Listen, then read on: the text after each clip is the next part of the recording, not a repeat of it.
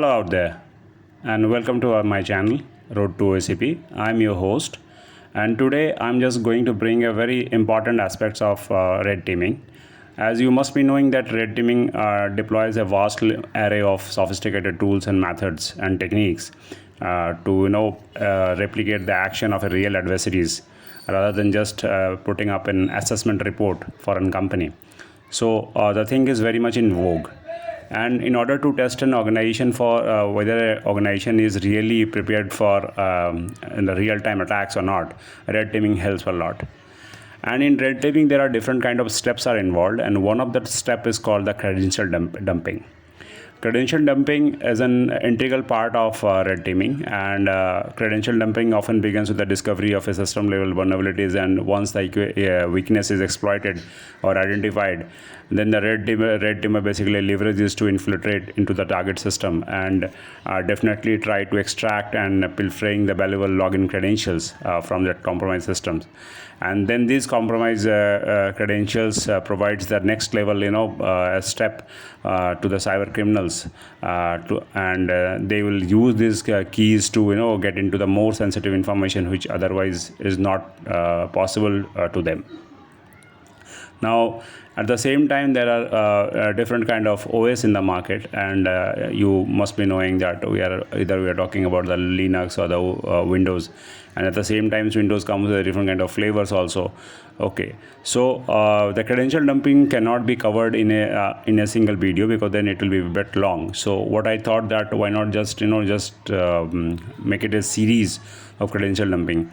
In my last video of credential dumping, I have taken the Brave browser in considerations. If you have not seen that video, I'll recommend you to go to the my playlist and of red teaming, and you can find that video. And that is also a very interesting one, that how an attacker can dump the credential from your popular browsers. That is also one aspect. But today we are going to take a very important topic of credential dumping regarding the Windows. And in Windows also, I have taken Windows 7 in for the considerations because I'll be gradually moving from Windows 7 to Windows 11. Okay, so just stay tuned and follow along with us. So as you all know that and must be always it excites us that how a user account in Windows are being managed. Okay, where Windows keep all our username accounts and their password. So that particular thing is called SAM database. SAM stands for Security Account Manager Database. It is a window critical component of window that basically you find in the System32 config file. But obviously, and window basically stores all these things, all your username and password in this particular file. Okay. But if this file is so sensitive, then definitely Windows team must have taken the enough protection for that. So you cannot access this file while you are browsing through your Windows environment. Okay, the environment is the file is basically locked. But even if suppose by some means you are getting into the file, then what you can do? Okay, you cannot get the password in the clear text, first of all. Okay, so password is definitely encrypted, and it is encrypted using an anti-alarm algorithm. Okay, now at the same time, many of you must be wondering that what if the password of two users are same. Definitely Windows team has addressed this concern as well, and they have introduced the concept of boot key as an salt. Now, if you just talk about the boot key, there is not enough description is given out there because of, I think, the secrecy and method of working around it. But you can, if you have studied about LSA, that is the local security assets. So that is also kind of the concept that associated with the boot key. So boot key will act as a salt. Simply, in simple terms, it will act as a salt for your password, and then Windows will use this boot key to hash your password to a more complex, alphanumeric kind of string. Okay, which is otherwise which is not that much easy to break. But as I've told you, all the password has a common fallacy, and that fallacy is nothing but keeping the common passwords.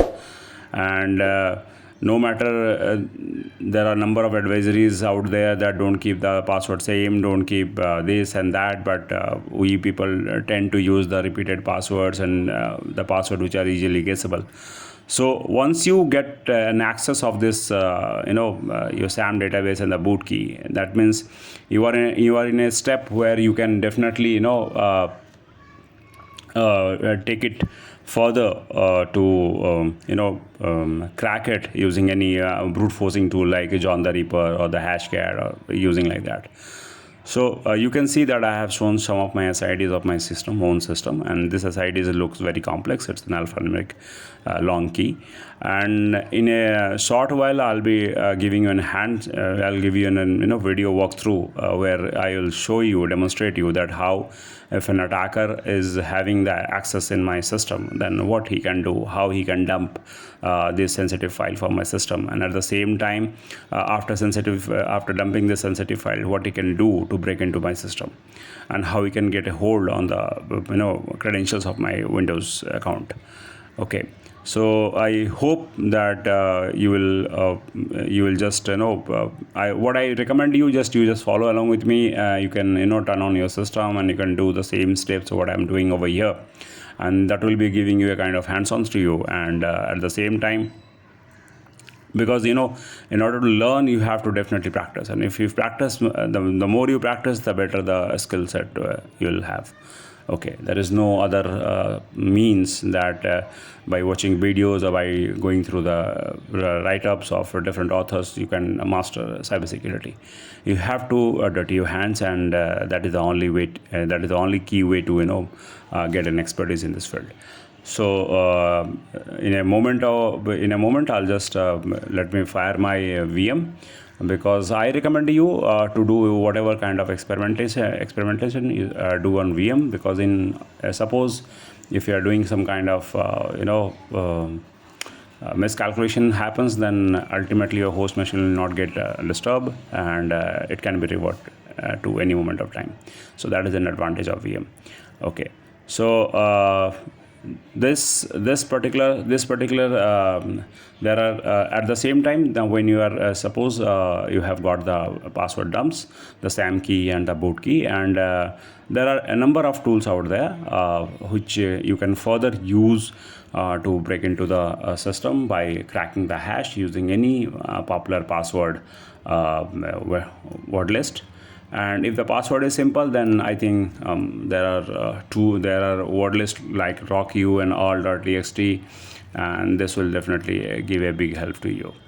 Okay, so I think my VM is booting up, and okay, my VM is booting up.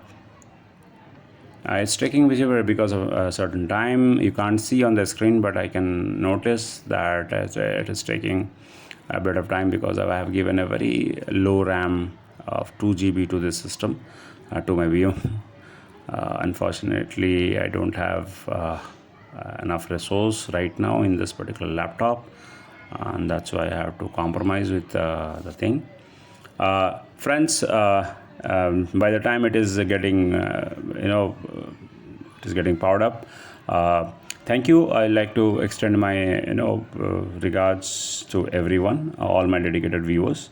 I know sometimes I take a longer time to come up with my videos, and that's only because of my professional commitment to the place that why I'm working. And I hope that you would understand that keeping the professional commitment is very much important, because that is giving you a that is a key stage of an key feature of being a professionalism. So okay, I think it is taking too much of time. Okay, now the VM is fired, and I have already assumed that I have got the system level privileges, and I am firing the CMD with an administrator mode. You can achieve the same thing. You can mimic this. You can take this thing as a like that you have get into the system of a victim and having the Meterpreter cell, or by any means you have got some PXs running, having the administrative passwords. Okay, so what other things that you can do, other accounts that you can access?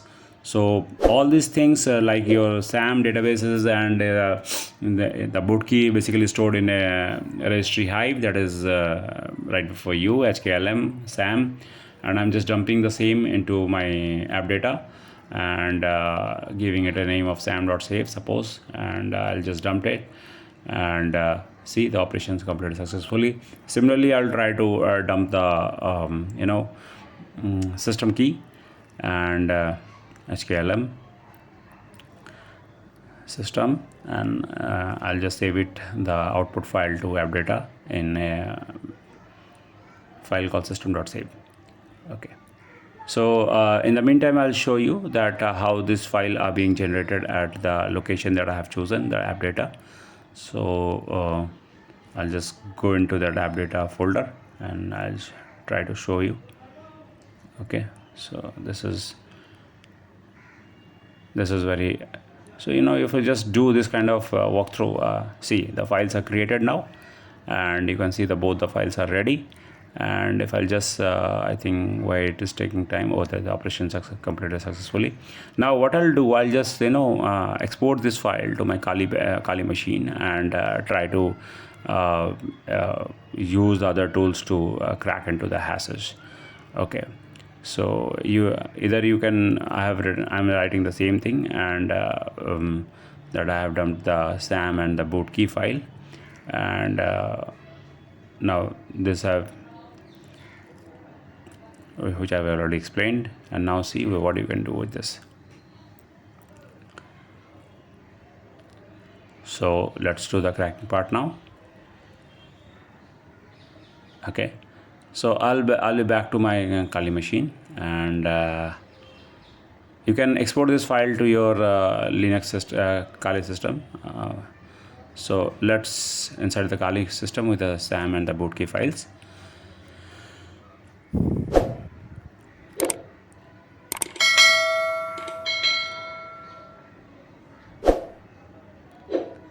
We have already imported those files to my Kali machine here.